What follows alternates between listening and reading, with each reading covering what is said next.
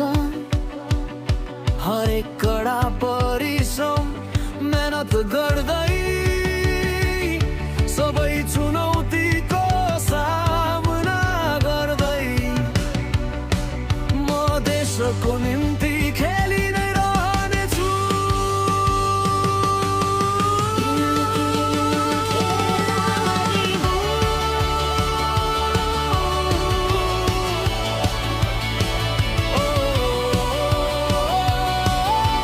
किनकि म खेलाडी हुँ, नेपाल नाम नै त पवित्र मन्त्र हो, जसको आवाजको गुन्जनले नै पृथ्वीलाई पवित्र बनाउनेछ।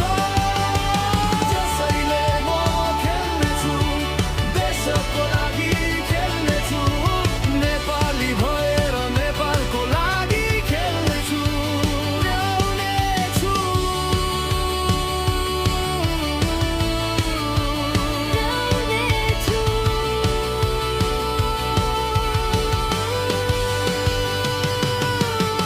देशको लागि खेल्नेछु, नेपाली भएर नेपालको लागि खेल्नेछु।